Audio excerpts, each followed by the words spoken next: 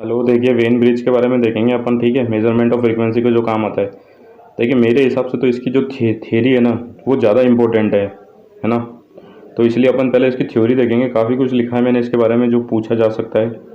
तो देखिए सबसे पहला पॉइंट पढ़ते हैं जो सभी को पता होगा। It is used in AC circuit for determining the value of unknown frequency. सबसे पहले तो ये वाला ब्रिज जो है ये अननोन फ्रीक्वेंसी, बेसिकली जो इसका सबसे इंपॉर्टेंट काम है ना, वो अननोन फ्रीक्वेंसी निकालने के काम आता है। ठीक है, क्योंकि ये अपन ऐसे भी समझ सकते हैं, जो इसकी बैलेंसिंग की कंडीशन आई है ना, अभी अपन आगे देखेंगे, वो उसमें फ्रीक्वेंसी की टर्म आती है। ठीक है, तो ये मेजरली फ्रीक्वेंसी निकालने के काम आता है। और फ्रीक्वेंसी किस रेंज में निकालता है जो पूछ सकते हैं, 100 हर्ट्ज से 100 किलो हर्ट्ज के बीच की रेंज में ये फ्रीक्वेंसी की कैलकुलेशन को कर सकता है। ठीक है, तो ये भी इंपॉर्टेंट होगा। देखो इसकी एक्यूरेसी भी पूछ सकते हैं, जो लिखा हुआ रहता है काफ़ी जगह 0.1 to 0.5%। ये IES वगैरह इनों में पूछी गई है कितनी बारी, तो कहीं कहीं रिपीट होते हैं ज़्यादातर, आपको पता ही होगा क्वेश्चन।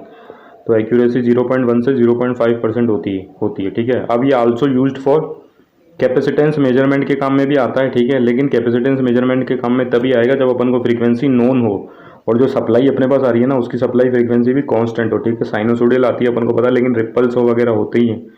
ठीक है, दूसरा ये काम में आता है हार्मोनिक डिस्टॉर्शन एनालाइजर के। ठीक है, और हाई फ्रीक्वेंसी ऑसिलेटर की तरह भी काम आता है। इस पर जब क्वेश्चन आएगा ना, तो मैं ये वाला भी बनाऊंगा, हाई फ्रीक्वेंसी ऑसिलेटर। इसमें नहीं बनाया मैंने ये इसका सर्किट कि कैसे काम आता है। अब देखो जैसे मैंने बताया ना कि ड्रॉबैक वही होगा कि ये फ्रीक्वेंसी सेंसिटिव है, thereby it is difficult to obtain the balance point in it.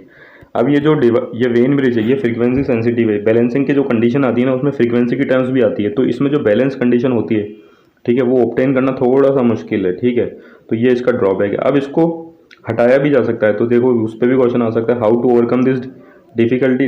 The input supply voltage is not purely sinusoidal. मैंने बताया था ना, जो अपनी इनपुट जो होती है सप्लाई, वो प्योरली साइनोसोडियल नहीं होती, and they have some harmonic होती है। ठीक है, तो ये हार्मोनिक को सप्लाई वोल्टेज में अगर ये हार्मोनिक होती है ना, तो वो अपनी बैलेंसिंग की कंडीशन को बिगाड़ेगी। ठीक है, और बैलेंसिंग की कंडीशन को बिगाड़ेगी तो अपन इसको काम में ले ही नहीं सकते। जब तक ये नल डिटेक्टर में जीरो रीड नहीं करेगा, तब तक ज़्यादातर काम में नहीं आती है। ठीक है, तो इसको ओवरकम करने के लिए अपन क्या करते हैं, एक फिल्टर लगाते हैं which is used in series with null detector. ठीक है ना, इसको ओवरकम करने के लिए अपन जो ये नल डिटेक्टर है, ठीक है, जो बीच में लगता है, इसके साथ क्या लगाते हैं, एक फिल्टर लगाते हैं जो इसके साथ किसमें हो, सीरीज में हो। तो ये भी क्वेश्चन आ सकता है। अब देखो इसका सर्किट कितना सा सिंपल सा है, ना अपन को इसको बैलेंसिंग की कंडीशन देखनी है ना कुछ देखनी है।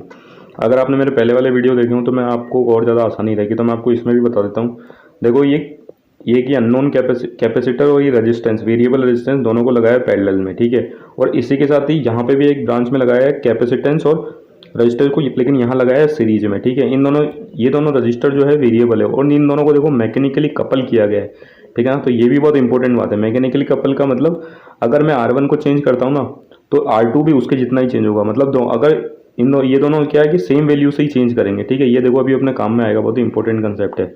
अब आपको पता ही होगा ब्रिज की बैलेंसिंग की कंडीशन वो होती है जब इस आर्म में करंट क्या हो, जीरो हो। इस आर्म में करंट जीरो कब होगा, जब ये पॉइंट बी, एक मिनट, जब ये पॉइंट बी, ठीक है ना, ये जो ऊपर है, और ये पॉइंट डी सेम पोटेंशियल पे हो, जो नीचे नीचे वाला आप देख रहे होंगे। ठीक है, सेम पोटेंशियल में जब करंट कब बहता है, जब जब अब पोटेंशियल डिफरेंस हो, जब दोनों सेम पोटेंशियल पे रहेंगे तो करंट फ्लो ही नहीं करेगा, तो ये क्या हो जाएंगे, इसमें जीरो करंट आ जाएगा। ठीक है, इस वाली ब्रांच में डिटेक्टर के थ्रू। अब देखो ये बी और नीचे वाला जो डी था वो सेम पोटेंशियल पे, तो मैं बोल सकता हूँ जो V1 वोल्टेज है वो किसके इक्वल हो जाएगा, V2 के। अब इस वाली बात को मैं पहले भी समझा चुका हूँ, तो वापस बता दूँ। देखो दोनों का जो एक ब्रांच है, वो जो एक टर्मिनल है वो A पे लग रखा है। ठीक है, और दूसरा लग रखा है B पे और नीचे D पे। तो आप अभी जैसे मैंने बोला दोनों सेम पोटेंशियल पे है। ठीक है, तो एक तो कॉमन है और दूसरा जो टर्मिनल है वहाँ पे पोटेंशियल सेम है, तो अपना अपन बोल सकते हैं V1 इक्वल्स टू ये V2 है। इन दोनों ब्रांचों के अक्रॉस पोटेंशियल सेम है। ऐसे ही similarly V3 equals to V4 है। ठीक है, अब दूसरी चीज़ आप देखो, ये I1 करंट है। ठीक है, ये यहाँ से फ्लो करेगा। ये हर ब्रिज की कहानी है भाई, ये इसकी पर्टिकुलर नहीं है, आप एक बार समझ लो, बाकी हर जगह यही काम आती है। अब I1 देखो यहाँ तो जाएगा नहीं। ठीक है, अब ये जाएगा, I1 इधर से फ्लो होगा। ठीक है, बटेगा नहीं, तो अपन बोल सकते हैं I1 इधर और इस वाली ब्रांच, और इसमें दोनों में करंट क्या है, सेम है। तो ये वाली बात है जो हर ब्रिज में काम में आती है। सिमिलरली ये I2 के लिए भी वो यहाँ से लेके इस ऊपर तो जाएगा नहीं। ठीक है, इधर जाएगा, तो ये दोनों होगा सीरीज में, तो ये यहाँ पे भी करंट क्या होता है, सेम होता है। और बैलेंसिंग की कंडीशन अपनी क्या होती है, Z1 इंटू Z4, ये opposite arms, equal to Z2 into Z3 होती है। और ये याद रखना, ये R3 और R4 क्या है, नॉन इंडक्टिव रजिस्टर है। ठीक है, तो जैसे मैंने ये बैलेंसिंग कंडीशन बताई, ये मैंने लिख दी। ठीक है, तो ये तो बेसिक बात थी जो आपको हर ब्रिज में काम में लेनी होती है। मैं हर बार बताता ही हूँ, इसलिए मैंने एक बार और बता दी। ठीक है, अब देखो ये बैलेंसिंग की कंडीशन थी, तो मैंने Z1 और Z4, Z2 और Z3 की वैल्यू रख दिया। आप आराम से देख के रख सकते हो। जैसे Z1 का मैं कोई एग्जांपल देता हूँ। Z1 का देखो, ये दोनों केस में पैरेलल कॉम्बिनेशन में, तो अपन पैरेलल कॉम्बिनेशन में कैसे निकालेंगे, 1/Z1 इक्वल्स टू 1 इसकी रिएक्टेंस, मतलब J omega 1/J omega C plus 1/R। तो जब अपन इसको सॉल्व करेंगे ना, और सॉल्व करने के बाद रेसिप्रोकल करेंगे, तो आपको ये एक्सप्रेशन मिलेगा। और Z4 तो सिंपल सा देखो, यहाँ पे R4 है, ठीक है। ऐसे ही ये देख लो Z2, ठीक है, ये देखो ये है, तो ये कितना हो जाएगा, R2 प्लस R2 माइनस, मैं ओमेगा को J को अगर ऊपर ले जाऊंगा तो J अपॉन ओमेगा C, ठीक है ना। तो ये हो जाएगा। और Z3 में सिर्फ R3 है, तो ये सिंपल है। अब देखो, अब मैं इसको सॉल्व करूंगा और तो ये ऐसा एक्सप्रेशन बनेगा। ये आप खुद करके देख लो, इसमें कोई इतनी बड़ी बात नहीं, ठीक है। अब अपन इसके बाद क्या करते हैं, रियल और इमेजिनरी पार्ट को इक्वेट करते हैं। तो देखो, ये मैंने इक्वेट करा, एक इक्वेशन तो ये वाली बनी, ठीक है, और ये एक इक्वेशन ये वाली बनी। तो सबसे पहले अपन इस वाली इक्वेशन में देखो ओमेगा की टर्म आ रही है, तो पहले इसको सॉल्व कर लेते हैं, क्योंकि यही अपनी फ्रीक्वेंसी निकालने का फॉर्मूला बनेगा। तो omega equals to omega square equals to ये बचा था, तो omega equals to √R1 R2 C1 और C2।